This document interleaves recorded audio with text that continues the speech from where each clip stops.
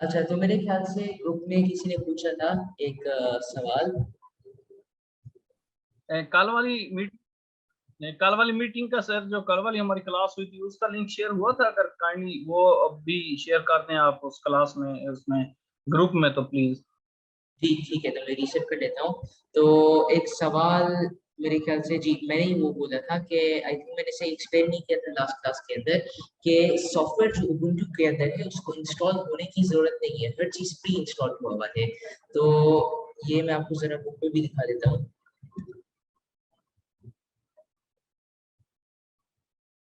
आपकी आवाज जस्ट मुझे क्लियर नहीं आ रही है, बाकी स्टूडेंट्स को भी क्लियर नहीं जा रही। प्लीज कोई अदर स्टूडेंट बता सकता है?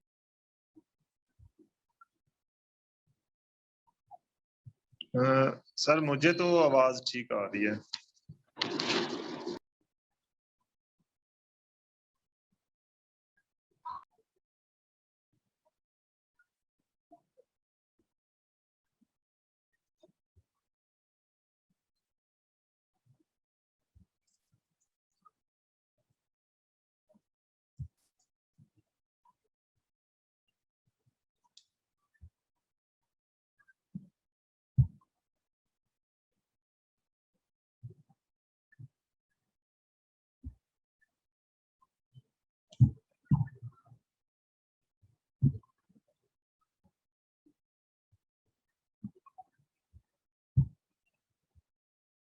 जी, तो यहाँ एक चीज दिया हुआ था। तो यहाँ ये लिखा हुआ है कि जब भी आप लिनक्स को इंस्टॉल करते हो तो जितने भी आपको चीजें की जरूरत है वो सब दिया हुआ होता है। तो जी मेरे ख्याल से मेरी आवाज कम आ रही है, मुझे भी वो उसके अंदर दिख रही है। मैं एक मिनट देख लेता हूँ, आवाज को ठीक करने की कोशिश कर लेता हूँ मैं।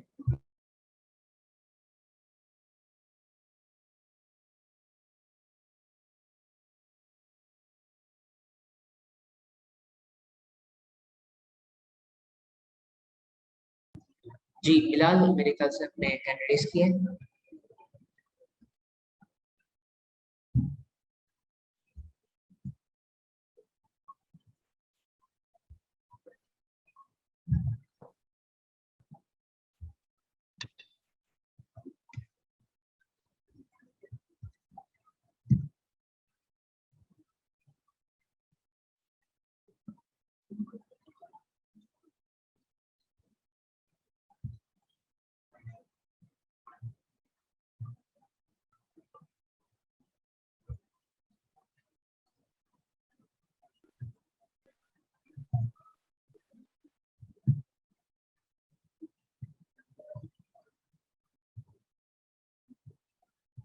मेरे ख्याल से कोई बिलाल के नाम से किसी ने हैंड रेस किया है।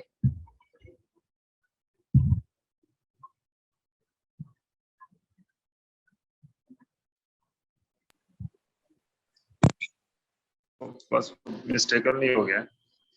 जी अच्छा, सही है।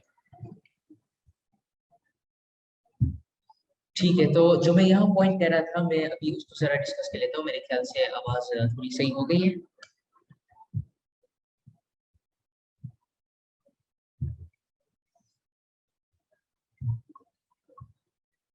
जी अभी मेरी आवाज सही आ रही है।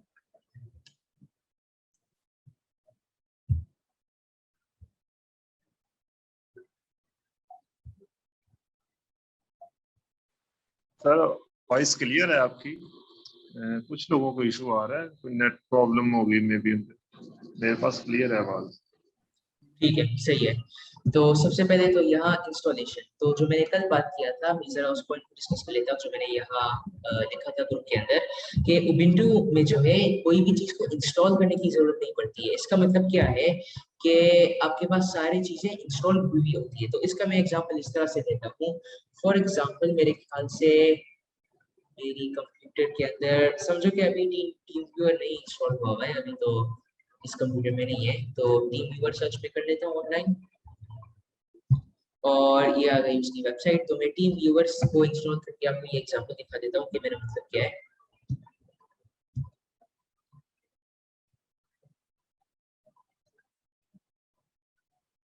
अच्छा, तो ये आप पहला स्टेप देख सकते हो। आप देख सकते हो कि ये मैं एक सेटअप फाइल को इंस्टॉल कर रहा हूँ।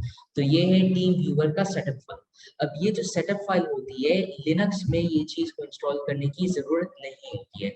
अब आप विंडोज में फिलहाल देख लो कि ये कितना स्टेप प्रोसेस है। सबसे पहले तो आपको ये इंस्टॉलेशन फाइल डाउनलोड करने की जरूरत होती है, सेटअप फाइल। तो ये वो सेटअप फाइल है, और फिर उसके बाद आपको सेटअप फाइल रन करनी पड़ती है। और रन करने के बाद फिर वो सेटअप फाइल क्या करता है, वो फिर असली एप्लीकेशन को फिर वो इंस्टॉल कर लेता है आपके कंप्यूटर के अंदर। लेकिन उससे पहले वो इंस्टॉल नहीं हुआ हुआ होता है। तो ये भी यहाँ इसी तरीके से ही चलता है लिनक्स में। बस फर्क ये है कि ये जो सेटअप फाइल है ये आपको इंस्टॉल नहीं करनी पड़ती है। अब ये इसका मतलब क्या है जब आप एक सेटअप फाइल को इंस्टॉल करते हो? सेटअप फाइल को इंस्टॉल करने का मतलब ये है कि आप अपना कंप्यूटर को कॉन्फ़िगर कर रहे हो, उसके जितने भी सेटिंग्स है, उसमें जो भी जहां से भी आपको डाटा लेना है, जहां से भी आपको इंस्टॉलेशन करना है, उस सर्वर से आप अपना लिंक को एस्टैब्लिश करते हो। इसलिए आपको विंडोज में एक सेटअप फाइल चाहिए होता है। फिर उसके बाद जब आप उस सेटअप फाइल को रन कर लेते हो, तो फिर वो इंस्टॉलेशन करना शुरू करता है। तो ये विंडोज में कोई भी चीज को इंस्टॉल करना दो स्टेप प्रोसेस है। सबसे पहले तो आप इंस्टॉलेशन फाइल इटसेल्फ को इंस्टॉल करो, फिर इंस्टॉलेशन फाइल जो है वो असली सॉफ्टवेयर को इंस्टॉल करेगा। लिनक्स में आपको इंस्टॉलेशन फाइल नहीं इंस्टॉल करनी पड़ती है। इसमें बहुत ही सिंपल सिस्टम है। मैं देख लेता हूँ कि वर्चुअल बॉक्स में मेरा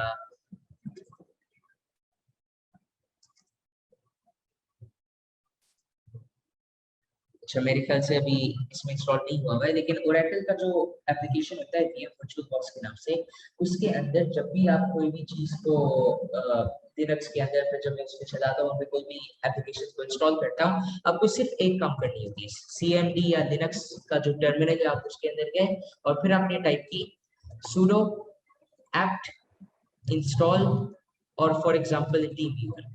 आपने ये कमांड लिखी, आपने की एंटर। ये विंडोज में नहीं चलेगा, सिर्फ लिनक्स में चलेगा। आपने एंटर दबा दी, आपकी जो एप्लीकेशन है वो इंस्टॉल हो गई है। अब आप यूज करना शुरू कर सकते हो। तो ये एक वन स्टेप प्रोसेस है विंडोज में, जबकि यही प्रोसेस का टू स्टेप प्रोसेस है। तो इसका क्या वजह है? मैंने यही बात बोला है कि जब आप इंस्टॉलेशन फाइल को इंस्टॉल करते हो, तो फिर वो जो लिंक है जहां से आप एक्चुअल सॉफ्टवेयर को इंस्टॉल करते हो, जो सर्वर है जहां से आप उस सॉफ्टवेयर को इंस्टॉल करते हो, उसकी लिंक कंप्यूटर के साथ बन जाती है, ताकि फिर आप इंस्टॉल कर सको। सेटअप फाइल का यही पर्पस होता है। लेकिन लिनक्स में ये सारे लिंक्स बने भी होते हैं। जितने भी पूरे लिनक्स का प्लेटफॉर्म पे जितने भी आपके आपके सॉफ्टवेयर है, वो सब के लिंक ऑलरेडी बने हुए होते हैं। सिर्फ आपको कमांड टाइप करना होता है, sudo apt install, और फिर कमांड का सॉफ्टवेयर का जो भी नाम है, और फिर वो फौरन आपके पास इंस्टॉल हो जाती है। तो ये बड़ी अच्छी चीज है लिनक्स के बारे में कि आप सिर्फ एक कमांड लिखो या आप एक स्टेप करो इंस्टॉलेशन की, आपको कोई भी सेटअप या कॉन्फ़िगरेशन स्टेप करने की जरूरत ही नहीं है। तो ये एक बहुत ही अच्छी चीज है लिनक्स के बारे में। तो ये समझ आ गई? सर वो डाउनलोड भी खुद ही फिर करता है साथ ही, जैसे ही कमांड दी जाती है? जी बिल्कुल, जब उसके थ्रू डाउनलोड करते हैं, यही तो दो स्टेप्स है। सबसे पहले तो सेटअप फाइल को डाउनलोड करना, फिर उसके बाद असली एप्लीकेशन को इंस्टॉल करना। तो जो सेटअप का स्टेप है, लिनक्स उसको डायरेक्टली स्किप कर लेता है, सीधा इंस्टॉलेशन के ऊपर आता है। जब आप कमांड चलाते हो तो फिर आपका इंस्टॉल होने लगता है। सही है। और फिर इसमें भी एक और अच्छी बात है, क्योंकि लिनक्स में जो डायमंड है, कर्नल है, वो हम बाद में देखेंगे कि वो क्या है। वो डिटैच हो सकता है, मतलब है कि आपको अपने कंप्यूटर को रिस्टार्ट नहीं करनी पड़ती है इंस्टॉलेशन के बाद। जबकि अगर आप विंडोज में टीम व्यूअर इंस्टॉल करते हो, तो मेरे ख्याल से आपको रिस्टार्ट करनी पड़ती है। अगर इसमें नहीं भी करना पड़ता है, तो भी बहुत सारे ऐसे सॉफ्टवेयर हैं जिसमें आपको रिस्टार्ट करनी पड़ती है इंस्टॉल करने के बाद। लिनक्स में ये मसला होता ही नहीं है। अच्छा, तो ये मेरे ख्याल से हमने अभी कवर कर लिया है। अभी मीटिंग में 10 लोग हैं, तो अभी मेरे ख्याल से हम चैप्टर 2 को शुरू कर लेते हैं। तो अभी जो प्रैक्टिकल है, जिसमें हमें लिनक्स को इंस्टॉल करके और उसको यूज करना है, वो हम इंशाल्लाह चैप्टर 2 के बाद कर लेंगे, क्योंकि चैप्टर 3 है ही इंस्टॉलेशन का चैप्टर, और इसमें इतना कुछ नहीं है कवर करने का। इस चैप्टर 2 के अंदर सबसे पहले तो हम लिनक्स का आर्किटेक्चर के बारे में देखेंगे। अभी आप देख सकते हो कि ये डायग्राम आदि मतलब कटा हुआ है यहाँ से। तो इसका सॉल्यूशन ये है कि आप ऑनलाइन सर्च कर सकते हो लिनक्स आर्किटेक्चर। तो इसकी यहाँ डायग्राम की हुई है, तो हम यहाँ से ही डायरेक्टली देख सकते हैं, ये वाला। तो यहाँ से हम देखेंगे इंशाल्लाह इसको, और फिर उसके बाद हम जाएंगे यहाँ डिस्ट्रीब्यूशंस के ऊपर। और इसके अंदर हम देख लेंगे कि जो लिनक्स के डिस्ट्रीब्यूशन है, जितने भी फ्लेवर्स हैं, उन सब में फर्क क्या है। वैसे तो हमने कल थोड़ा बहुत डिस्कस किया था कि हर डिस्ट्रीब्यूशन का अपना एक पर्पस होता है, लेकिन पर्पस तो चलो अपनी जगह, लेकिन उसमें फर्क अवेलेबिलिटी के के मुताबिक, पैकेज फॉर्मेट के मुताबिक और रिलीज साइकिल के मुताबिक क्या एग्जैक्ट फर्क होती है। तो ये 3 पॉइंट्स भी हम देख लेंगे यहाँ लिनक्स डिस्ट्रीब्यूशंस के बारे में। और ये फिर एक टेबल भी दिया हुआ है, हर डिस्ट्रीब्यूशन का अपना अपना अवेलेबिलिटी, पैकेज फॉर्मेट और रिलीज साइकिल दिया हुआ है। और यहाँ भी एक छोटा सा एक लिस्ट दिया हुआ है 3 पॉइंट्स का, जो आपको हेल्प करेगा लिनक्स का डिस्ट्रीब्यूशन डिसाइड करने के लिए कि आपको कौन सा यूज करना है। खैर इस एग्जांपल के अंदर तो हम फिलहाल उबुंटू पे ही काम करेंगे। और ये जो इस बुक का ऑथर है वो मिंट लिनक्स को रिकमेंड करता है। तो मिंट लिनक्स एक ऐसा डिस्ट्रीब्यूशन है कि वो विंडोज से बहुत ही ज्यादा सिमिलर है। और इसका फायदा ये है कि अगर आपने कभी लिनक्स यूज नहीं भी किया है तो भी ये इतना मुश्किल नहीं होगा विंडोज से स्विच करने के बाद। तो उबुंटू जो है वो फिर भी थोड़ा बहुत आपको मसला होगा, लेकिन इसमें मतलब आपको सबसे कम से कम मसला होगा इसके अंदर। तो अब हम क्यों उबुंटू लिनक्स को इस्तेमाल कर रहे हैं और हम इसको इस्तेमाल नहीं कर रहे हैं, इसका मेन वजह ये है कि मिंट लिनक्स जो है वो इंडस्ट्री में नहीं इस्तेमाल होती है। तो नंबर 1 इंडस्ट्री में इस्तेमाल नहीं होती है, और नंबर 2 PIIC का जो सिलेबस है वो भी इसको यूज नहीं कर रहा है। तो ये दोनों चीजें की वजह से उबुंटू लिनक्स को सीखना बेहतर आपको मिलता है। तो जब हम इसको कवर कर लेंगे तो फिर आप और भी एडवांस लिनक्स के डिस्ट्रीब्यूशंस के ऊपर जा सकते हो, जैसे आर्च लिनक्स है या फॉर एग्जांपल डेबियन लिनक्स है, तो आप इनके ऊपर फिर बाद में जा सकते हैं। तो इसके बाद उबुंटू का भी यहाँ थोड़ा बहुत बताया गया, और फिर उसके बाद हम इंशाल्लाह चैप्टर 3 पे जाके इंस्टॉलेशन देख लेंगे। तो इसको हम जल्दी से कवर कर लेते हैं, चैप्टर 2 इतना बड़ा नहीं है। तो यहाँ से हम शुरू करते हैं लिनक्स का आर्किटेक्चर में। तो अच्छा, सबसे पहले तो हम यहाँ से शुरू करते हैं कि लिनक्स का आर्किटेक्चर है क्या। तो लिनक्स का आर्किटेक्चर बेसिकली क्या है कि लिनक्स का जो ओएस है ये किस तरह से बना हुआ है, किस तरह से स्ट्रक्चर हुआ हुआ है। तो सबसे पहले तो आपका फिजिकल पार्ट्स है, आपका सीपीयू है, आपका जीपीयू है, आपका हार्ड ड्राइव है, ये सारी चीजें आपके पास मौजूद है। लेकिन उसके अलावा आपके पास ये भी ऑप्शन मौजूद है कि आप उसके अलावा आपके पास ये भी ऑप्शन मौजूद है कि अगर आप फॉर एग्जांपल सारा जो आपका हार्डवेयर है, सीपीयू, जीपीयू और हर चीज को उसको फास्ट करने के लिए एक और भी ऑप्शन है, और वो है एक वर्चुअल ओएस। तो वर्चुअल ओएस से मेरा मतलब क्या है कि ये कुछ बेसिक सॉफ्टवेयर है। तो इनका एक एग्जांपल है ड्राइवर, जो मेरे ख्याल से मैंने लास्ट क्लास में बताया था। ये बहुत ही छोटे छोटे फाइल्स हैं जिनसे आप कंप्यूटर और अपना हार्ड फिजिकल डिवाइस का कनेक्शन कर सकते हो। जैसे आपका माउस या कीबोर्ड के अंदर एक ड्राइवर होती है, तो वो कंप्यूटर को बताती है कि इसको रीड कैसे करना है। जब भी मैं कोई की को पुश करता हूँ कीबोर्ड के ऊपर, तो उसको इंटरप्रेट कैसे करना है, आपको कैसे पता है कि इस की का मतलब ये है, इस की का मतलब वो है। तो एक पूरा इंस्ट्रक्शन मैनुअल होता है, ऐसे भी सोच सकते हैं। ये पूरा इंस्ट्रक्शन मैनुअल है जिसको ड्राइवर कहलाता है, और कंप्यूटर उसको अंडरस्टैंड करके फिर जब भी आप उस हार्डवेयर डिवाइस को यूज करते हो तो कंप्यूटर को एग्जैक्ट मतलब पता होता है कि आप कर क्या रहे हो। तो इस आपके पास ये सॉफ्टवेयर होते हैं, और इनका नाम है, इस एग्जांपल में तो इसका नाम है लिनक्स आर्किटेक्चर। तो ये लिनक्स आर्किटेक्चर जो है ये लोएस्ट लेवल की सॉफ्टवेयर है जो आपकी सीपीयू, जीपीयू, रैम और इस सब के साथ चलती है। तो लोएस्ट लेवल से मेरा मतलब क्या है कि अगर आपने सुना हो बाइनरी के बारे में या फिर असेंबली लैंग्वेज के बारे में, कुछ ने मेरे ख्याल से सी लैंग्वेज के बारे में भी सुना होगा, तो ये जितने भी लैंग्वेजेस हैं ये लोएस्ट लेवल पे बोले जाते हैं। लोएस्ट लेवल से मतलब ये है कि जितना आप हाई लेवल का लैंग्वेज लिखते हो उतना ही कंप्यूटर को मेहनत करना पड़ता है उसको ट्रांसलेट करने के लिए बाइनरी या मशीन कोड में। और बाइनरी और मशीन कोड क्या है, ये वो लैंग्वेज है जो सीपीयू खुद समझती है, जो कंप्यूटर खुद समझती है। तो आप फॉर एग्जांपल लिखते हो पाइथन में, आप लिखते हो सी में, जावा में, कोई भी और लैंग्वेज में, तो उसको पहले ट्रांसलेट करना होता है मशीन कोड या बाइनरी में, और फिर उसके बाद कंप्यूटर उसको रीड कर पाता है। तो ये इसका मेन फर्क है हाई लेवल और लो लेवल प्रोग्रामिंग लैंग्वेजेस का। तो ये जितने भी लो लेवल सॉफ्टवेयर्स होते हैं ये सारे सॉफ्टवेयर्स बने हुए होते हैं मशीन कोड या फिर बाइनरी के ऊपर ही। तो सबसे पहले तो ये बहुत ही ज्यादा फास्ट होते हैं क्योंकि ट्रांसलेशन में ही सबसे ज्यादा टाइम लगता है कंप्यूटर को एक सॉफ्टवेयर रन करने के लिए।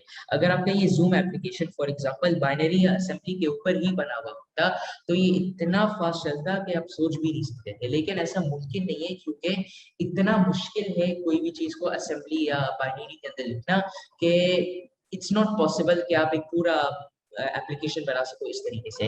तो इसलिए हाई लेवल प्रोग्रामिंग लैंग्वेजेस बनाए गए ताकि थोड़ी आसानी हो सॉफ्टवेयर्स बनाने के लिए और थोड़ा जल्दी जल्दी भी काम निपट सके। ये जो जूम का सॉफ्टवेयर है, अगर ये फॉर एग्जांपल एक सी प्रोग्रामिंग लैंग्वेज जैसी सॉफ्टवेयर में अगर लिखा गया हो तो फिर भी उसमें millions of lines of code, मतलब करोड़ों लाइंस ऑफ कोड आराम से जाते हैं उसके अंदर और बहुत टाइम लगता है इसको डेवलप करने के लिए। तो बाइनरी या असेंबली में लिखते तो अंदर जाने कितनी देर में बन जाता, तो और फिर इसको मैनेज भी करना बहुत ही मुश्किल है। तो ये मेन मसला है कि हम क्यों हाई लेवल प्रोग्रामिंग लैंग्वेजेस में काम करते हैं। तो खैर ये जितने भी सॉफ्टवेयर आपके होते हैं लो लेवल के, ये डायरेक्टली सीपीयू से कम्युनिकेट करते हैं क्योंकि वो लो लेवल के होते हैं, इसलिए वो बहुत ही फास्ट कम्युनिकेट कर सकते हैं। तो अब हम देखते हैं कि ये जो सॉफ्टवेयर है, जो लो लेवल सॉफ्टवेयर है, इसके क्या पार्ट्स हैं और इन पार्ट्स के क्या काम होते हैं। तो एज मैंने आपको बताया, ये वर्चुअल ओएस की तरह आप सोच सकते हो कि या वर्चुअल हार्डवेयर के बारे में आप सोच सकते हो कि ये डायरेक्टली एक सॉफ्टवेयर है जो आपका असली हार्डवेयर से कम्युनिकेट करता है। और फिर ये जो सॉफ्टवेयर है यही आपका एक्चुअल ओएस कहलाता जाता है या फिर आपका कर्नल कहलाता जाता है। तो ये वो सॉफ्टवेयर होती है जो चीज को कंट्रोल करता है। तो सबसे पहले हम यहाँ देखते हैं Linux architecture can be divided into two spaces. तो लिनक्स का आर्किटेक्चर जो है वो मेनली टू स्पेसेस में डिवाइडेड हुआ है। तो हम इस डायग्राम को भी देख सकते हैं।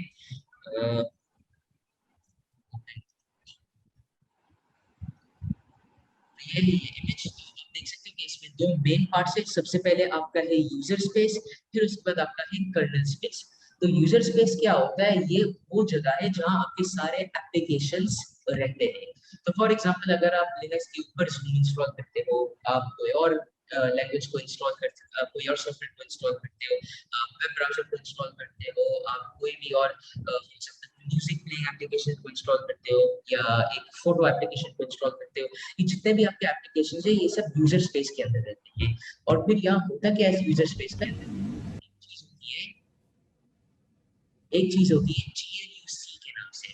तो ये GNUC जो होती है ये बेसिकली आपका सारा कम्युनिकेशन करता है between the user space and the kernel space. तो ये बेसिकली एक यहाँ लिखा हुआ भी है, the GNUC library is an interface, मतलब है कि ये एक मिडल मैन है जो आपका कर्नल स्पेस को और यूजर स्पेस को कनेक्ट कर लेता है ताकि यूजर स्पेस को भी समझ आए कि कर्नल स्पेस क्या बोल रहा है और कर्नल स्पेस को भी समझ आए कि यूजर स्पेस का क्या बोल रहा है। तो ये है GNUC का पर्पस। तो यहाँ यूजर एप्लीकेशन से मतलब है आपके सारे जो एप्लीकेशन आप यूज करते हो, जूम या कोई भी ब्राउजर या जो भी है, और फिर GNUC वो कम्युनिकेटर है या इंटरप्रेटर है जो समझता है कि कर्नल स्पेस यूजर स्पेस को क्या बोलता है और यूजर स्पेस कर्नल स्पेस को क्या बोलना चाहता है। तो ये है GNUC का फंक्शन और उसका एक शॉर्ट फॉर्म है GLIBC या glibc। तो इस तरह के शॉर्ट फॉर्म्स भी काफी इस्तेमाल होते हैं लिनक्स के अंदर। तो इट्स इंपॉर्टेंट टू नो कि ये शॉर्ट फॉर्म्स के मतलब क्या होते हैं ताकि अगर कहीं आए तो फिर आप कंफ्यूज ना हो जाओ। तो इसका फुल फॉर्म है GNUC लाइब्रेरी, शॉर्ट फॉर्म है GLIBC या glibc।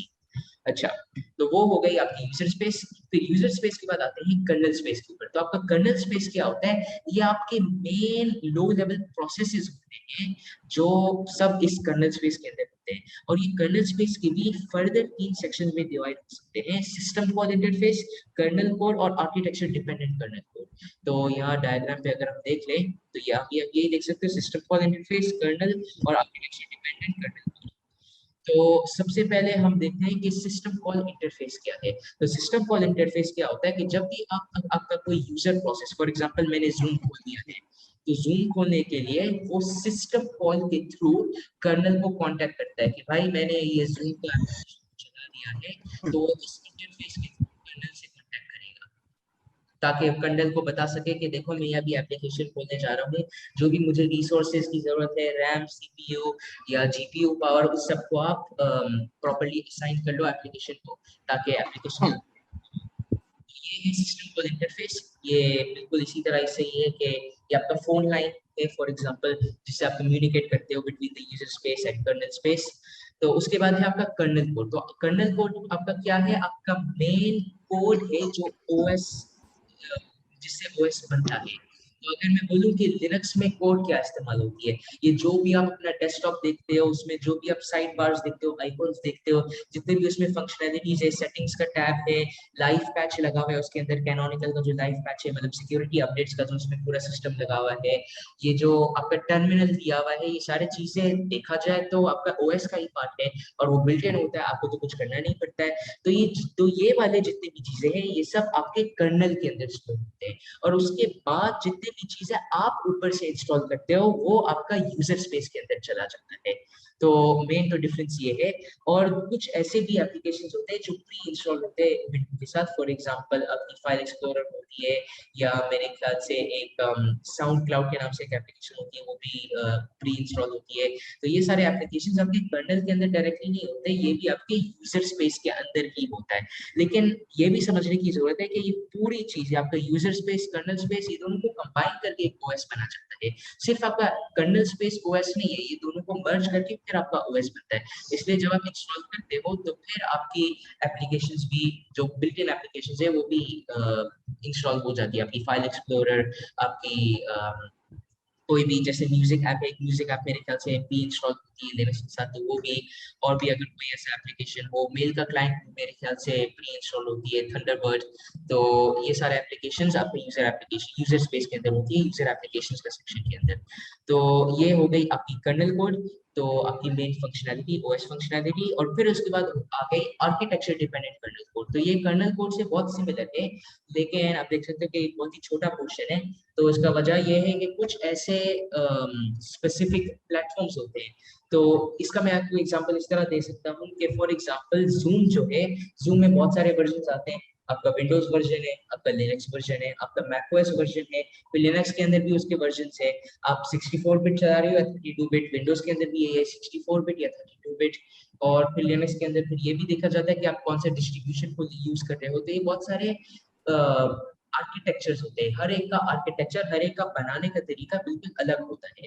तो ये वो लेयर होती है, ये वो पार्ट होती है जो वो सारे आर्किटेक्चर डिपेंडेंट कोड को रखता है, ताकि उसको पता हो कि ये जो सॉफ्टवेयर इंस्टॉल हुई है ये इस वर्जन का है, या वो इस तरह से वर्क करती है, मतलब जितना भी उसका स्पेशल कोड है वो यहाँ स्टोर होगा। तो ये है कर्नल स्पेस के पार्ट्स और यूजर स्पेस के पार्ट्स। अब मेरे ख्याल से बिलाल ने क्वेश्चन किया है, तो पहले उसको आंसर कर लेते हैं। सर जी मेरा आवाज आ रहा है? जी, थोड़ी सी फंस रही है, अभी आप फिर से बोल सकते हो। मेरा आवाज आ रहा है? जी हाँ जी, अस्सलाम वालेकुम। वालेकुम मेरा सलाम। क्वेश्चन है, इसमें लिखा हुआ है क्या है? यूजर स्पेस में जो GNU लिखा हुआ है, जी या हम इसे कहते हैं GNU लिनक्स। तो ये GNU क्या है, इसके बारे में थोड़ा वजाहत करें।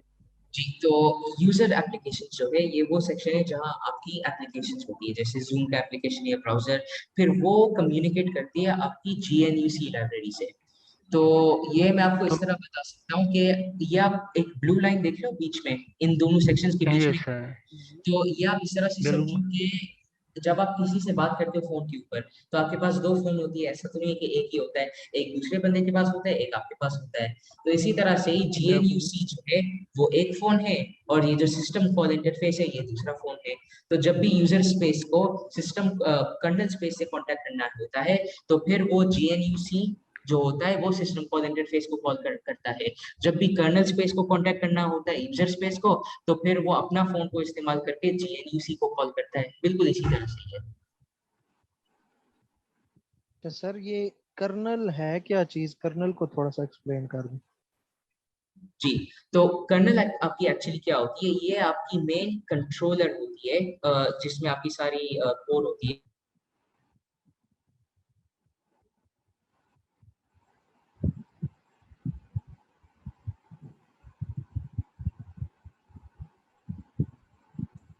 जी मेरी आवाज कट रही थी जी, क्या बोले थे? जी सर, कर्नल। जी, कर्नल क्या होती है कि कर्नल जो आपकी होती है इसके अंदर आपका मेन सॉफ्टवेयर का कोड होता है। अब आपका यूजर स्पेस के अंदर तो आपके सारे यूजर एप्लीकेशन होंगे जो मैं एज ए यूजर इंस्टॉल करता हूँ। मैंने अगर ये लिनक्स को इंस्टॉल करने के बाद फिर मैंने जूम इंस्टॉल की, ब्राउजर इंस्टॉल की, तो वो सारी चीजें थी यूजर स्पेस में है। कर्नल स्पेस में आपका ओएस का असली कोड होगा जो आपने इंस्टॉल किया है। जब आप अपना लिनक्स को स्टार्ट करते हो तो आप देखते हो कि एक डेस्कटॉप है, आप देखते हो कि उसके अंदर आइकॉन्स है, आपका ये एक डैशबोर्ड बना हुआ है, आपका सर्च बार मौजूद है, आपका कमांड लाइन मौजूद है। तो ये सारे चीजें में भी तो कोड तो जाता ही है, तो वो सारा कोड कहाँ रहता है? वो रहता है आपका कर्नल स्पेस के अंदर। और इसके अलावा जो भी आपके पास प्रोसेसेस होते हैं, प्रोसेसेस से मेरा मतलब ये है कि जितने भी आपके पास इंस्ट्रक्शंस होते हैं कि मैंने जूम को चला दिया है, अब मुझे कंप्यूटर को बोलना है कि ये जूम का एप्लीकेशन के लिए आप जरा रिसोर्सेज दे दो, मुझे इतना जीबी रैम चाहिए, इतना सीपीयू मुझे पावर चाहिए। तो ये सारी चीजें कर्नल स्पेस के अंदर होगा और यही सारी चीजें को कंट्रोल करेगा कि मैं इसको कितना रैम दूं, मैं इसको कितना सीपीयू दूं। और ये फिर बात करता रहता है यूजर स्पेस के साथ या एप्लीकेशन के साथ कि अभी आपको कितना चाहिए। अच्छा, तो मैं अगर आपको अभी नहीं चाहिए तो फिर मैं आपका कम कर लूं, अगर आपको अभी और चाहिए तो मैं आपका ज्यादा कर लूं। तो ये सबको कंट्रोल करता है। आप इस तरह से भी समझ सकते हो कि ये जो आपका कर्नल है ये पूरा ओएस का ब्रेन है, ये इसका मेन ब्रेन है, ये हर चीज को कंट्रोल करता है। सिस्टम कॉल इंटरफेस जो आपकी होती है ये होती है ब्रेन की फोन समझो, ताकि वो यूजर स्पेस को कांटेक्ट कर सके। अच्छा, यूजर स्पेस के अंदर क्या है? आपकी सारी एप्लीकेशंस है और यूजर स्पेस का जो फोन है वो है जीएनयूसी लाइब्रेरी, ताकि वो कर्नल मतलब है कि ब्रेन से वो बात कर सके। और यहाँ जो आपकी आर्किटेक्चर डिपेंडेंट कर्नल कोड है ये वो ही आपकी ब्रेन का भी एक छोटा सा पीस आप बोल सकते हो, और उसमें वही चीजें स्टोर होती है जो भी आपकी एप्लीकेशंस की स्पेशल कोड है उसके अंदर, ताकि जो फॉर एग्जांपल लिनक्स में ये कोड है, विंडोज में ये है, एप्पल के अंदर ये है, तो वो जो लाइंस ऑफ कोड होती है वो चेंज होती रहती है हर ओएस में। जाहिर सी बात है क्योंकि ओएस ही अलग है, तो वो जो चेंजेस होती है वो इसके अंदर स्टोर होती है। कि अभी आप लिनक्स चला रहे हो तो उसका ये कोड यहाँ जाएगा, अगर आप मैक ओएस यूज कर रहे हो तो उसका ये पार्ट बिल्कुल ही अलग होगा, अगर आप विंडोज यूज कर रहे हो तो इसका पार्ट बिल्कुल अलग होगा। सब इसी तरह से ही चलता है।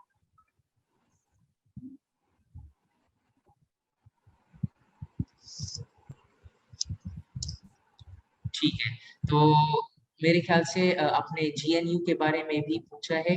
जीएनयू से अच्छा ये मैंने आपको अभी बता दिया है। तो उसके बाद इंस्टॉलेशन प्रोसीजर, तो इंस्टॉलेशन प्रोसीजर जो है वो हम इंशाल्लाह चैप्टर 3 के अंदर देखेंगे। तो ये हमने कवर कर लिया है इसका आर्किटेक्चर। तो अभी मुझे बस 1 मिनट एक छोटी सी काम है, मुझे बाहर जाना पड़ेगा, तो मैं अभी यह मीटिंग एंड कर लेता हूँ और फिर हम 5-10 मिनट बाद वापस शुरू कर लेते हैं। सही है? Okay sir. ठीक है, सही है। अल्लाह हाफिज।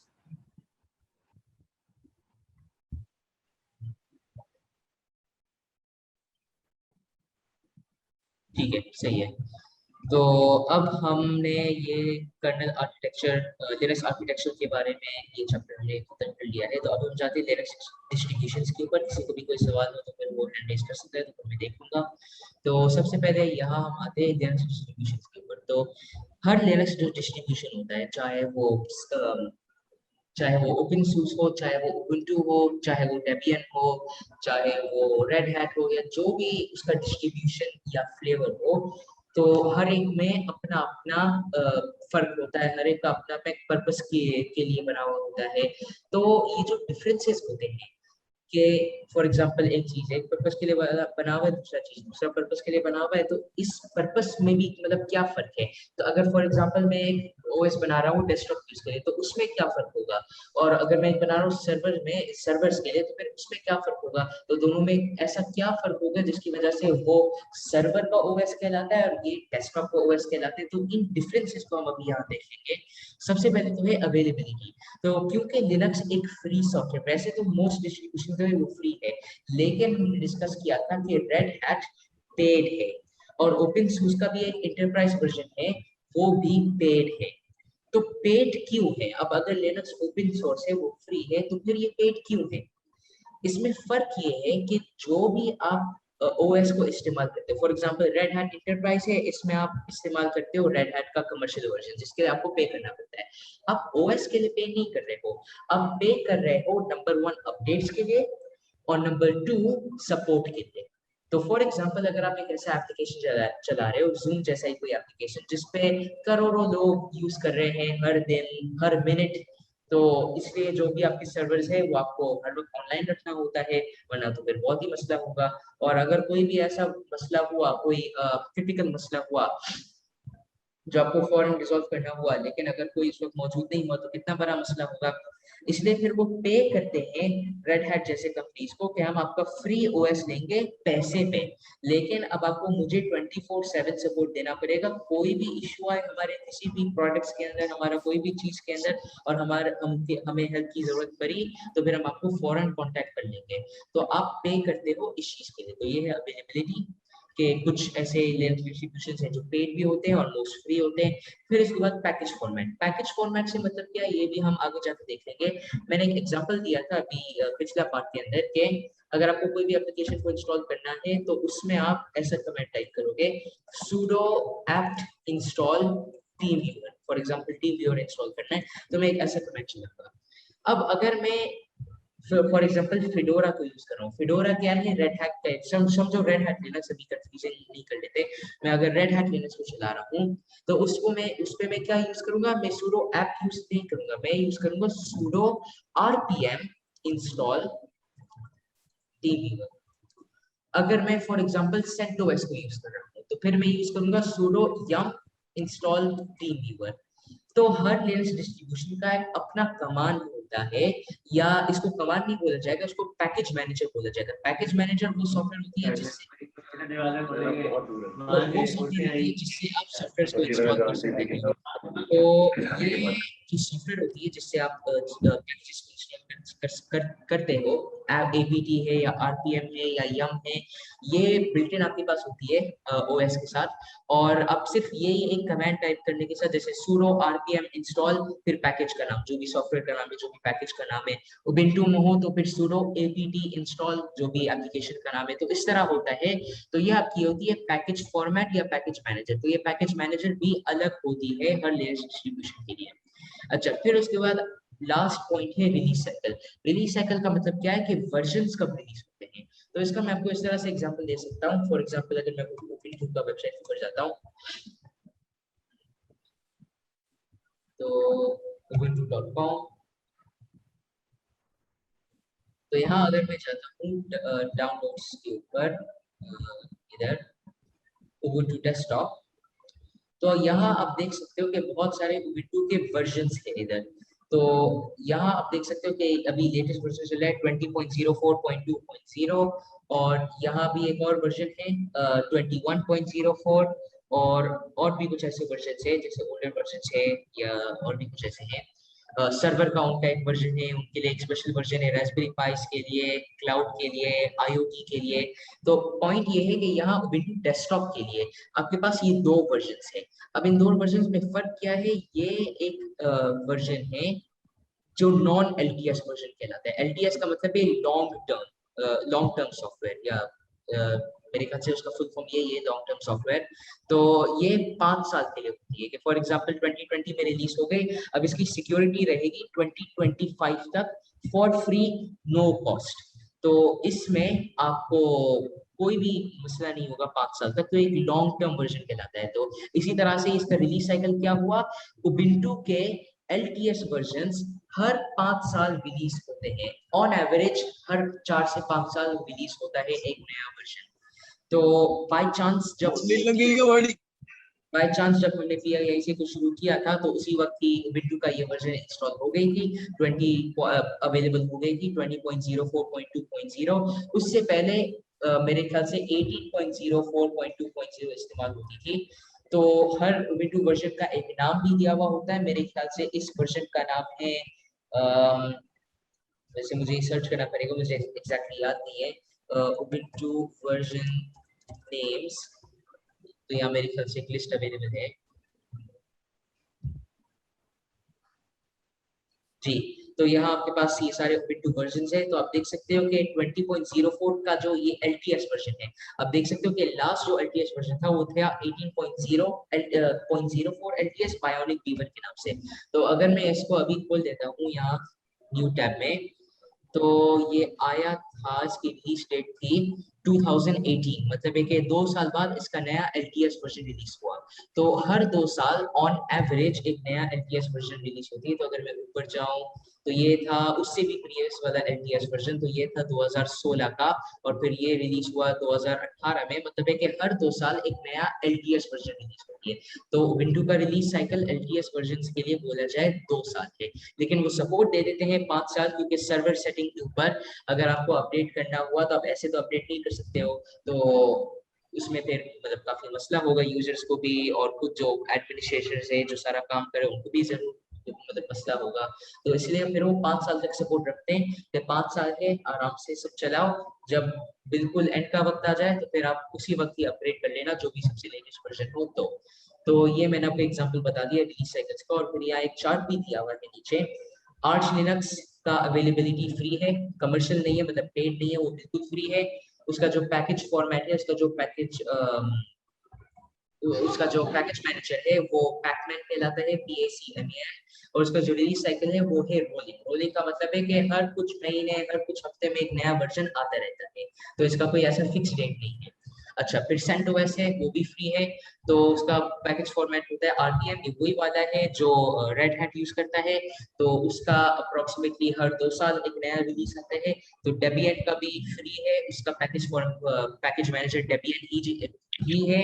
तो इसका जो एक्चुअल फॉर्मेट है वो है sudo dpkg, और मेरे ख्याल से इसमें इंस्टॉल का कीवर्ड यूज नहीं होता है, ये डायरेक्टली आई होती है। तो ऐसा उसका कोई सिंटैक्स है, लेकिन उसका जो पैकेज मैनेजर है वो है dpkg, मतलब है कि डेबियन का ये वाला पैकेज फॉर्मेटर है। फिर उसके बाद फिडोरा। अब फिडोरा एक ऐसा OS है, एक ऐसा लिनक्स का फ्लेवर है या डिस्ट्रीब्यूशन है जो रेड हैट ओन करता है, लेकिन ये उसका फ्री वर्जन है।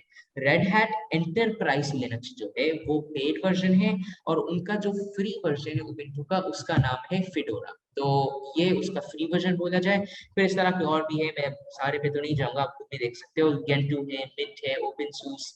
रेड हैट का जो एंटरप्राइज कमर्शियल वर्जन है, तो ये कमर्शियल यहाँ लिखा हुआ है। और साइंटिफिक लिनक्स, स्लैकवेयर, ओपनसूस का जो एंटरप्राइज वर्जन है वो भी कमर्शियल है, और वो भी RPM यूज करता है।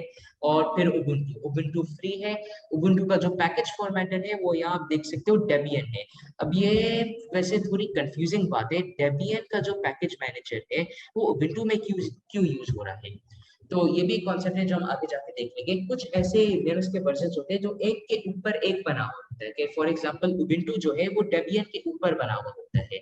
और इसी तरीके से ही लिनक्स मिंट जो है वो भी डेबियन के ऊपर ही बना हुआ है, क्योंकि वो डेबियन का ही पैकेज मैनेजर यूज कर रहे हैं। इसी तरह से CentOS जो है, CentOS रेड हैट ओन नहीं करता है। रेड हैट और फिडोरा बिल्कुल सेपरेट कंपनी है, और CentOS भी बिल्कुल सेपरेट कंपनी है, लेकिन तो भी वो RPM को यूज कर रहा है। RPM किसका पैकेज मैनेजर है, वो है रेड हैट का। इसी तरह से साइंटिफिक लिनक्स भी यही करता है, और ओपन सोर्स भी यही करता है। मतलब है कि ये दोनों रेड हैट के ऊपर बनाया गया है। तो फिर ये आप इस तरह से देख सकते हो। और फिर ये इन सबके रिलीज साइकिल्स भी यहाँ मौजूद है। और जिसका भी इरेगुलर लिखा होता है उसका मतलब यही है कि कुछ पता नहीं है, कभी भी कुछ आ सकता है। तो इसका कोई सेट टाइम नहीं है। और फिर रोलिंग का मतलब ये है कि हर कुछ दिन में या हर कुछ हफ्ते में आते ही रहते हैं। उसको भी आप ट्रैक नहीं कर सकते हो, लेकिन वो बहुत ही ज्यादा रेगुलर होते हैं। तो इसके बाद आता है ये आप कैसे डिसाइड कर सकते हो कि आपको कौन सा डिस्ट्रीब्यूशन यूज करनी चाहिए। तो अब इस कोर्स में तो हम डेफिनेटली उबुंटू ही यूज करेंगे, लेकिन अगर आपको कोई और भी यूज करना है तो फिर आप कैसे डिसाइड कर सकते हो। 3 आपके पास मेन पॉइंट्स है। सबसे पहले आपका डेस्कटॉप इन्वायरमेंट, मतलब है कि आप रिसर्च करो और आप बताओ कि कौन सा ऐसा डेस्कटॉप का वर्जन है जो आपको सबसे ज्यादा ब्यूटीफुल लगता है, जो आपको सबसे ज्यादा अच्छा लगता है। और जो भी है वो आप यूज कर लो, जिसमें सबसे ज्यादा कस्टमाइजेबिलिटी है, जिसमें सबसे अच्छे कलर्स है, जिसका सबसे अच्छा डेस्कटॉप बना हुआ है, वो आप चूज कर सकते हो। जैसे ये है लिनक्स मिंट का, ये आप देख सकते हो इधर किस तरह लगता है, और ये है उबुंटू का। तो जो भी आपको ज्यादा अच्छा लग रहा है आप उसको इस लिहाज से भी चूज कर सकते हो। फिर उसके बाद आती है हार्डवेयर कंपैटिबिलिटी। तो ये भी एक बहुत ही इंपॉर्टेंट पार्ट है। ड्राइवर्स के बारे में मैंने डिस्कस किया था।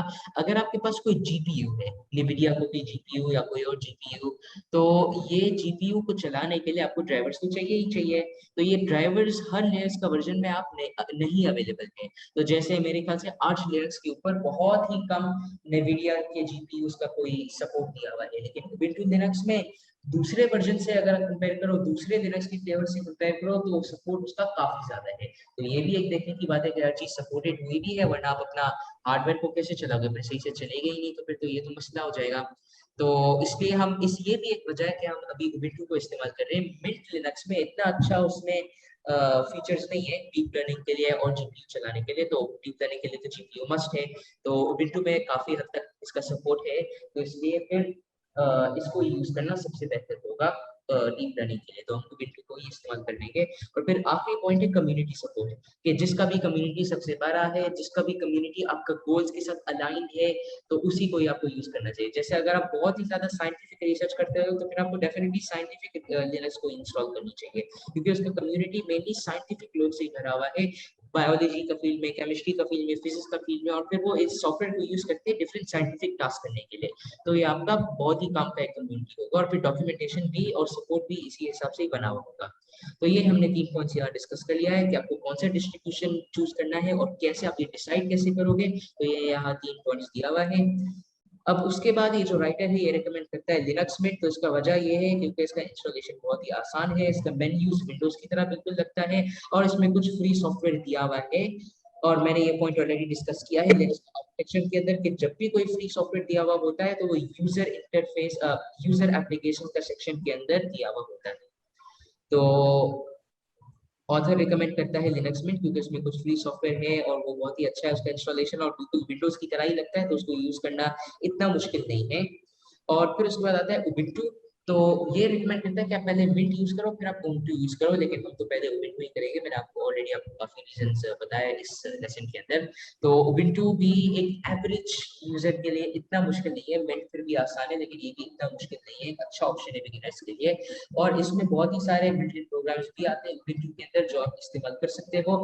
और उसमें एक सॉफ्टवेयर लाइब्रेरी भी होती है, एक आप इस तरह से बोल सकते हो जैसे विंडोज स्टोर है, आपका विंडोज स्टोर है विंडोज के अंदर, जिसमें आप एप्लीकेशंस को इंस्टॉल कर सकते हो। इसी तरह का ये एक दिया हुआ है उबुंटू के अंदर, लेकिन मैं उसका नाम भूल रहा हूँ। तो उसमें उससे भी आप सॉफ्टवेयर को इंस्टॉल कर सकते हो फॉर एग्जांपल, तो उसमें भी एक ऑप्शन है। तो अब हमने खत्म कर लिया है चैप्टर नंबर 2। तो अब हम जाएंगे चैप्टर नंबर 3 की तरफ। तो इसमें है हमारा इंस्टॉलेशन। तो अभी यहाँ बेहतर होगा कि हम यहाँ स्टॉप करें, क्योंकि हमने काफी चीजों को कवर किया है। तो हम इंशाल्लाह कल बहुत ही डिटेल में सिर्फ लिनक्स का इंस्टॉलेशन को ही कवर कर लेंगे, क्योंकि इसके अलावा कुछ और हो नहीं सकेगा कल तक क्लास के अंदर। तो आज हमने चैप्टर 2 कंप्लीट किया है, कल यही रह गया है अब इंस्टॉलेशन के बारे में बात करना। तो अभी किसी को भी कोई सवाल है तो फिर मैं उसको आंसर कर लेता हूँ। अभी 15 मिनट बाकी है। टेक्निक सर, अब इससे रिलेटेड तो नहीं है, लेकिन ये है कि अगर आप डीप लर्निंग की क्लासेस भी स्टार्ट करवा दें, लाइक तो मतलब उसमें भी प्रॉब्लम्स आ रही हैं, तो फिर पॉसिबल है कि आप डीप लर्निंग भी क्लासेस कंडक्ट पहले भी इन्होंने बोला था कि डीप लर्निंग का अभी नहीं करना, ये तो खुद एक्सपर्टी लेना चाह रहे हैं थोड़ी सी, अभी बिगनर है। तो ये जो लाइनेक्स करवा रहे हैं माशाल्लाह इनकी एक्सपर्टी है, तो इनको मेरा हाथ चलने दिया जाए तो बेहतर है कि वो डीप लर्निंग तो सर करवा ही रहे हैं, बाकी दूसरे ग्रुप में भी चल रही है, तो ये अपने लाइनेक्स को ही कंप्लीट करें और कुबरनेटिस और डॉकर। जी बिल्कुल ऐसा ही है। मैं ये नहीं चाहता कि मैं किसी को कोई गलत इन्फॉर्मेशन दे दूं, क्योंकि मैं फिर भी इसमें इतना एक्सपर्ट नहीं हूँ, मेरा मैथ्स का बैकग्राउंड काफी खराब है, मेनली तो इसी वजह से ही मैं सफर कर रहा हूँ। लेकिन नंपाई और पैंडास समझना भी बहुत ही इंपॉर्टेंट टॉपिक है डीप लर्निंग के लिए। और अब अल्हम्दुलिल्लाह मेरे ख्याल से मैंने पैंडास और नंपाई के ऊपर एक अच्छा ग्रिप कर लिया है। और जो नंपाई में सबसे मुश्किल टॉपिक्स होगा वो जो है वो मेरे ख्याल से एक्सेस है। तो आई थिंक सब भी अग्री करेंगे इस बात पे कि एक्सेस एक बहुत ही मुश्किल टॉपिक है, और मतलब उसको समझना बहुत मुश्किल है, क्योंकि ये 3D एक्सेस, ये 4D डायमेंशन, 3D डायमेंशन, और ये जितने भी एक्सेस बढ़ते जाते हैं फिर तो विजुलाइज करना वाकई में एक हेडेक बन जाती है, बहुत ही मुश्किल होता है। तो इसका मैंने एक बहुत ही आसान तरीका ढूंढ लिया, और इसका मैंने एक आर्टिकल भी भेजा था ग्रुप के ऊपर। तो हम फॉर एग्जाम्पल उसको भी डिस्कस कर लेते हैं। असल में मसला है टाइम कंस्ट्रेंट्स का भी, ऑब्वियसली मेरे भी कुछ काम है, मैं भी PIIC के बल्कि 3 कोर्सेज कर रहा हूँ मैं, AI, IoT और CNC तीनों को साथ ले रहा हूँ। उसके अलावा मेरा एक पार्ट टाइम जॉब भी है, उसके अलावा मेरे कुछ और भी छोटे मोटे काम है, तो टाइम का थोड़ा कंस्ट्रेंट्स है। तो अच्छा सॉरी, आपका नाम क्या है? जी हुसैन गोकल। हसन। हसन, अच्छा मैं ये कहना चाह रहा था कि अगर हमने इंस्टॉलेशन एक डुअल बोर्ड भी चल सकता है और उसमें आप कोई भी चीज वीएम भी बना सकते हैं। लेकिन अगर हम यही अगर उसका डॉकर वर्जन जो है वो एक डॉकर फाइल है डाउनलोड कर लें एक छोटी स्मॉल लेवल पे लाइनक्स की और उसको एम्बेड कर लें, तो मेरा ख्याल वो भी एक बेटर ऑप्शन है प्रैक्टिस के लिए। मतलब है कि हम डॉकर के अंदर ही लिनक्स को इंस्टॉल करें एक कंटेनर के अंदर। जी जी जी, एक कंटेनर उसका डाउनलोड उनकी डॉकर की वेबसाइट से मिल जाता है ना, तो वो वहां से डाउनलोड कर ले एक स्मॉल लेवल का प्रैक्टिस के लिए, और उसमें सारी कमांड्स हमें अवेलेबल हो जाएंगी। मेरे हिसाब से ये भी ठीक है, उसकी प्रैक्टिस डॉकर की भी हो जाएगी, डाउनलोड कैसे इंस्टॉल करना है उसका कंटेनर, और उसके बाद उसमें प्रैक्टिस कैसे करनी है। जी बाकी बिल्कुल, आपकी ये सजेशन भी है। किया जा सकता है बिल्कुल, इसमें ये भी बहुत ही अच्छा ऑप्शन है। वैसे जो मैंने प्लान किया था वो ये था कि हम एक सिंपल वेब एप्लीकेशन खुद बना सकते हैं, इससे जो भी HTML CSS जावास्क्रिप्ट ये सारी चीजें वो भी रिवाइज हो जाएगा। लेकिन ये भी एक अच्छा आइडिया है, बस इसमें मसला ये है कि एक ऐसी इमेज ढूंढनी पड़ेगी। अगर आपको डॉकर के बारे में कुछ पता है तो उसमें इमेजेस इस्तेमाल होती है, जो आप कंटेनर्स जिससे आप कंटेनर्स बनाते हो, तो कोई अगर ऐसी इमेज मुझे मिल जाती है जो एक नहीं, लाइट वो वेट। गूगल वो आप उनकी साइट पे पड़ी होती है ना, आप उसको गूगल करेंगे वो आपको उसका एग्जैक्ट इमेज नेम बता देगा। जी ठीक है, तो अगर उसमें मुझे कोई ऐसी वर्जन मिल जाती है तो हम जरूर ये कर सकते हैं जब हम डॉक्टर को इंशाल्लाह शुरू कर लेंगे। अच्छा, उसके अलावा किसी ने यहाँ पूछा है कि कौन सा वर्जन PIIC में यूज करना है। मेरे ख्याल से आप बोल रहे हो लिनक्स के बारे में। तो लिनक्स में तो फिलहाल PIIC रिकमेंड कर रहा है 18.0.4, लेकिन आप 20.0.4 भी इस्तेमाल कर सकते हो, उसमें ऐसा कोई मसला नहीं है। जो मेन फर्क है दोनों के अंदर वो सिर्फ एक्स्ट्रा फीचर्स के बारे में, और वो भी कोई ऐसे मेजर फीचर्स नहीं है कि अब दोनों बिल्कुल ही अलग लगने लगे हैं। ये बिल्कुल इनका वर्किंग का जो मेथड है, यूज करने का जो मेथड है वो भी बिल्कुल अलग हो गया, ऐसी कोई भी मसला नहीं है। तो आप 20.04 को भी यूज कर सकते हो, बल्कि मैं इसी को ही रिकमेंड करूंगा, क्योंकि अब 18.04 थोड़ी थोड़ा पुराना हो गया है। ये मतलब ये जो 20.04 है ये अभी मेरे ख्याल से फरवरी या मार्च में रिलीज हो गया है, तो अभी 4 महीने तो हो ही रहे हैं, अब तो बंदे को स्विच करना ही चाहिए। और वैसे भी थोड़ा बहुत तो प्रैक्टिस हो ही रहा है पहले से, जितने भी CNC स्टूडेंट्स हैं उनका तो थोड़ा बहुत हो ही गया है, तो उनके लिए तो मैं स्पेशली बोलूंगा कि आप डेफिनेटली 20.04 के ऊपर स्विच हो जाओ, मेरा फुल रिकमेंडेशन है। तो उसके अलावा अगर आपको पसंद है, क्योंकि कुछ तो डिफरेंसेस है ही है मेरे ख्याल से, मेन GUI और ओवरऑल अपीयरेंस में कुछ फर्क है। तो अगर आपको 18.04 का यूजर इंटरफेस ज्यादा अच्छा लगता है तो इसमें भी कोई मसला नहीं, आप उस पे ही रहो, क्योंकि हर LTS वर्जन पे 5 साल का सपोर्ट दिया जाता है। यही मैं बोल रहा था, LTS का मतलब है लॉन्ग टर्म, मेरे ख्याल से लॉन्ग टर्म सॉफ्टवेयर है इसका फुल फॉर्म। तो लिनक्स में LTS वर्जन होते हैं, उबुंटू लिनक्स में LTS वर्जन होते हैं। तो ये LTS वर्जन जो 20.0.4 आया है वो अभी लेटेस्ट वाला LTS वर्जन है, और जो प्रीवियस वाला है वो 18.0.4 है, जो PIIC रिकमेंड करता है। एक नया LTS वर्जन हर 2 साल रिलीज होता है, लेकिन हर LTS वर्जन का जो सपोर्ट है वो 5 साल के लिए रहता है। तो अगर आप स्विच नहीं भी करना चाहो इसमें कोई मसला नहीं है, अब 5 साल बाद तो बंदे को करना ही पड़ेगा। अच्छा सर, जब कोडिंग हमने करनी है HTML CSS जावास्क्रिप्ट और रस्ट को कंबाइन करके करेंगे या किस तरीके से होनी है? अच्छा, जहाँ IoT की बात हो रही है उसमें हम वेब असेंबली को यूज करेंगे। तो वेब असेंबली, अब मैंने उस पर इतना भी रिसर्च नहीं किया है, लेकिन वेब असेंबली बेसिकली एक प्लग इन है मेरे ख्याल से, जिससे आप वेब डेवलपमेंट का कोड लिख सकते हो रस्ट के थ्रू। तो आप Rust as a backend use कर सकते हो, बजाय कोई और जावास्क्रिप्ट को यूज करना या पाइथन को यूज करना। कुछ लोग जावा को भी इस्तेमाल कर सकते हैं, तो बजाय इन सबको यूज करना आप रस्ट को यूज करोगे बैकएंड के अंदर। और रस्ट में कुछ ऐसे पैकेजेस है, वेब असेंबली यही वो पैकेज है जिससे आप यूज कर सकते हो HTML और CSS, आप उसको उससे कंबाइन कर सकते हो, क्योंकि बाय डिफॉल्ट रस्ट का कोई कंपैटिबिलिटी नहीं है HTML CSS और इन सब के साथ। लेकिन वेब असेंबली को यूज करके आप इसका कंपैटिबिलिटी ला सकते हो। और क्योंकि रस्ट के इतने सारे फायदे हैं, वो स्ट्रिक्टनेस जो उसका कंपाइलर का स्ट्रिक्टनेस है उसको वो स्पीड के साथ कंबाइन करके एक बेहतरीन लैंग्वेज बना लेता है। तो ये हर जगह काम आ सकती है, वेब एप्लीकेशंस के अंदर, डेस्कटॉप एप्लीकेशंस के अंदर, मोबाइल एप्लीकेशन के अंदर। तो इस तरह के प्लगइन जैसे वेब असेंबली वेब एप्लीकेशंस के लिए, और एंड्रॉइड में भी और डेस्कटॉप एप्लीकेशंस के लिए भी ऐसे ऑप्शंस खुल रहे हैं ताकि रस्ट को लाया जाए इस तरह के एप्लीकेशंस में। क्योंकि रस्ट ऐसी लैंग्वेज है, जितना वो स्प्रेड होता रहे उतना ही लोगों का फायदा होगा, क्योंकि इतना ही जल्दी उतना ही फास्ट होगा एप्लीकेशंस का स्पीड, और उनका एरर्स भी कम होंगे, क्योंकि रस्ट का जो कंपाइलर है वो बहुत स्ट्रिक्ट है, वो वार्निंग्स को भी अक्सर अलाउ नहीं करता है। तो बहुत ही अच्छा लैंग्वेज है ओवरऑल इसलिए।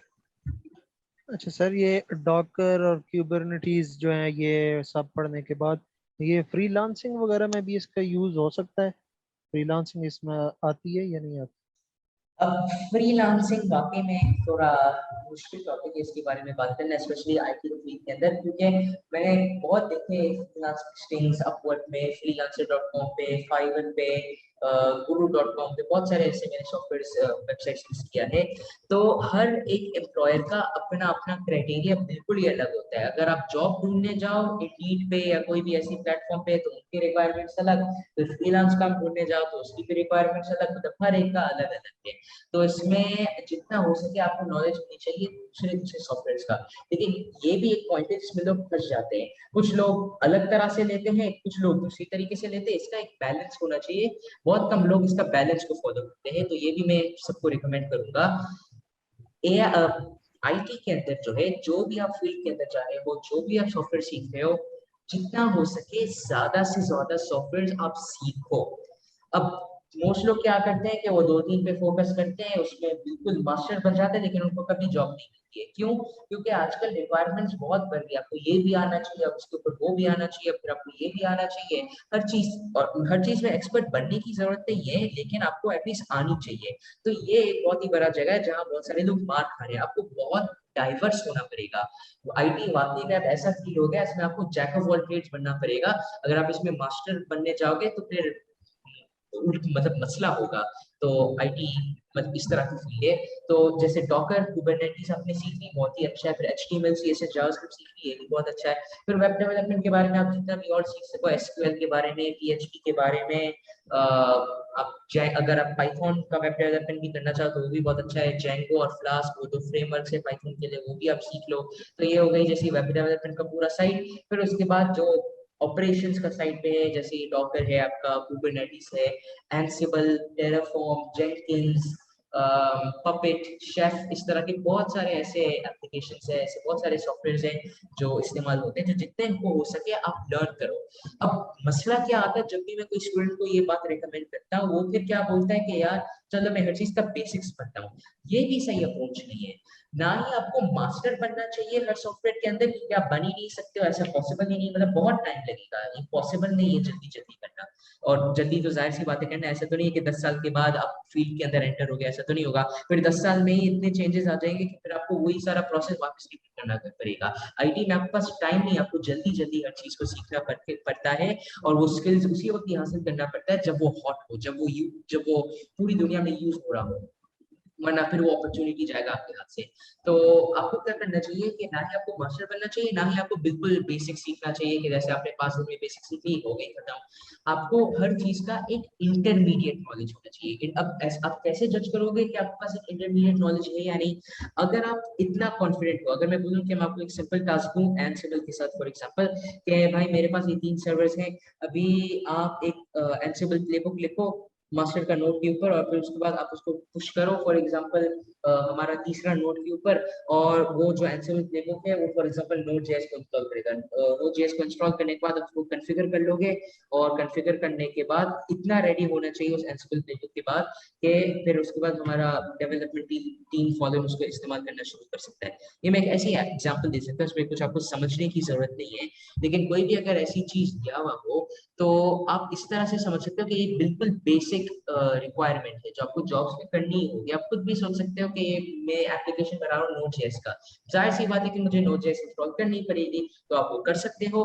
कर सकते हो तो बहुत ही अच्छा है, आपके पास आगे इंटरमीडिएट नॉलेज। लेकिन अगर आप नहीं कर सकते हो, या फिर आपको बहुत ही ज्यादा सर्चिंग करना पड़ रहा है, थोड़ा बहुत तो सर्चिंग चलता ही है, आईटी का फील्ड भी ऐसा ही है। स्टैक ओवरफ्लो जैसे वेबसाइट्स बने हुए इसलिए है क्योंकि सबके पास आंसर्स नहीं है, कभी कभी टेक्निकल बग्स भी आते हैं, हर कोई रिजॉल्व नहीं कर सकता है। तो इसलिए जितना हो सके आप नॉलेज हासिल करो इन सब्जेक्ट्स के बारे में, बहुत ही 2-3 पे फोकस ना करो, इंटरमीडिएट नॉलेज जितने हो सके आप डिफरेंट प्लेटफॉर्म्स को सीखो, और जल्द से जल्द आप जाओ जॉब और फ्रीलांस पे अप्लाई करने के लिए, क्योंकि जैसे ही एक नया प्लेटफॉर्म आएगा, जैसे ही कोई नया लैंग्वेज आएगी, फ्रेमवर्क आएगी, सारी मेहनत गई, और फिर आपको वो वाला लैंग्वेज या फ्रेमवर्क को सीखना पड़ेगा, तो बहुत ही बड़ा वेस्ट ऑफ टाइम हो जाएगा।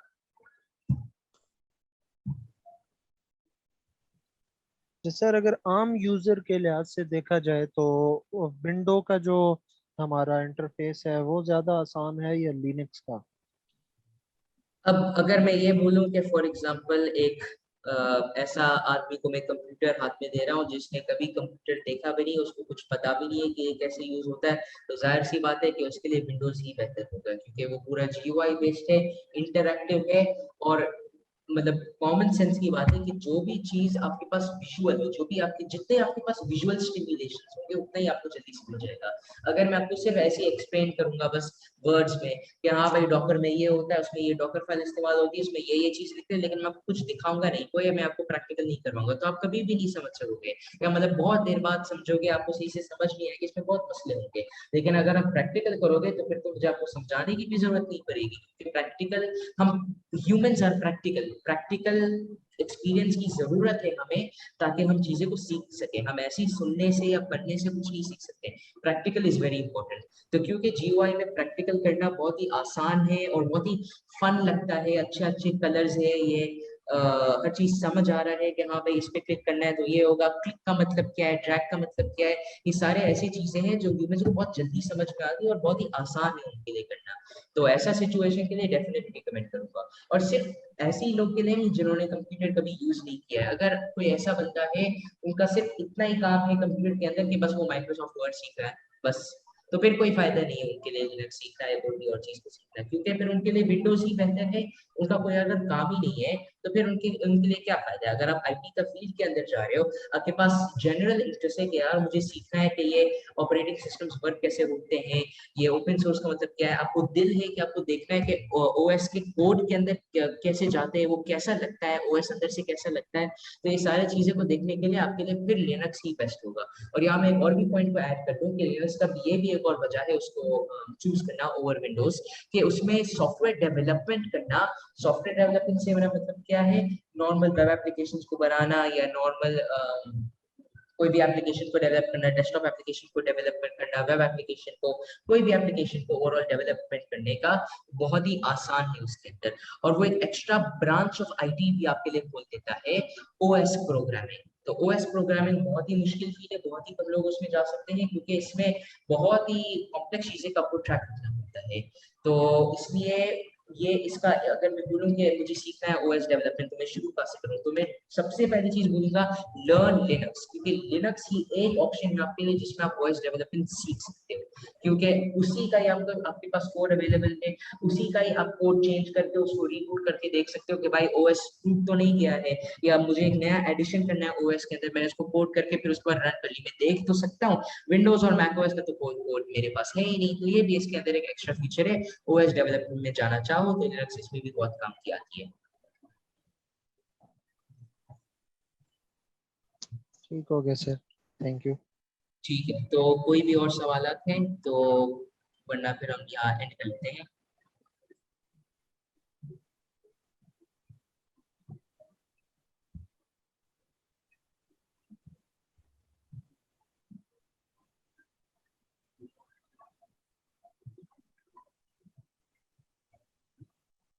मेरे ख्याल में और कोई नहीं है सर।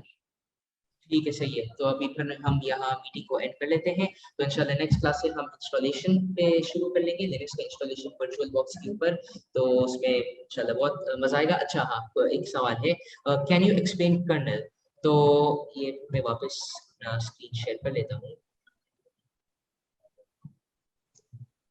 अच्छा, कर्नल से आपका मेरे ख्याल से मतलब होगा ये जो हमने अभी डायग्राम यहाँ देखा है,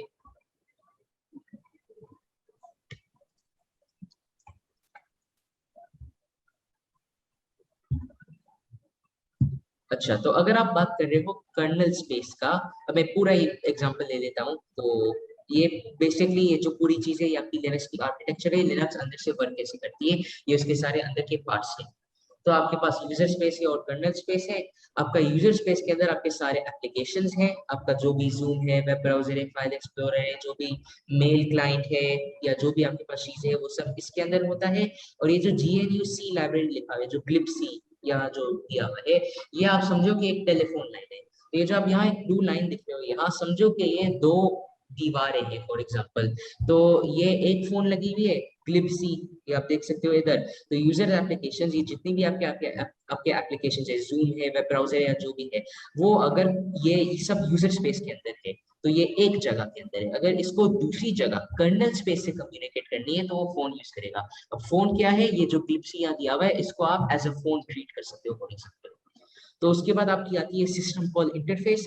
तो ये दूसरा साइड का फोन है। अब ये भी एक बिल्कुल दूसरा जगह है, आपका कर्नल स्पेस हो गया, एक दूसरा रूम आप कहला सकता है। और फिर ये जो सिस्टम कॉल इंटरफेस है ये आपका दूसरा फोन है। तो ये भी एक फोन है सिस्टम कॉल इंटरफेस, ये भी एक फोन है GNUC लाइब्रेरी या Eclipse। तो ये यूजर फेस का फोन है, ये जो यूजर स्पेस का जो फोन है वो GNUC है, और कर्नल स्पेस का जो फोन है वो सिस्टम कॉल इंटरफेस है।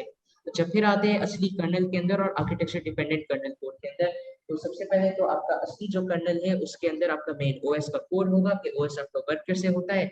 और फिर उसके बाद आपकी आर्किटेक्चर डिपेंडेंट कर्नल कोड होगी कि इसमें अगर कोई भी आप ऐसा सॉफ्टवेयर को इंस्टॉल करते हो जो मल्टीपल ओएस पे चल सकता है, विंडोज में भी, लिनक्स में भी, एप्पल का मैकओएस में भी, तो फिर आप यहाँ उसका जो स्लाइड चेंजेस होते हैं, क्योंकि एप्लीकेशन तो एक ही है, जूम मैकओएस में भी एक ही तरह से ही चलते हैं, लिनक्स में भी और विंडोज में भी, लेकिन कोड में तो जाहिर सी बात है कि छोटे मोटे चेंजेस होंगे। तो जो छोटे मोटे चेंजेस है वो इस जगह में सेव होती है आर्किटेक्चर डिपेंडेंट कर्नल कोड में।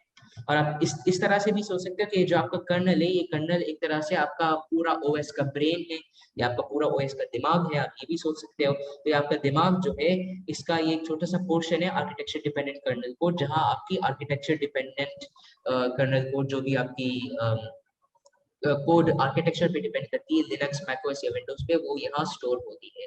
तो अगर समझ आ गई है तो बता दो मुझे।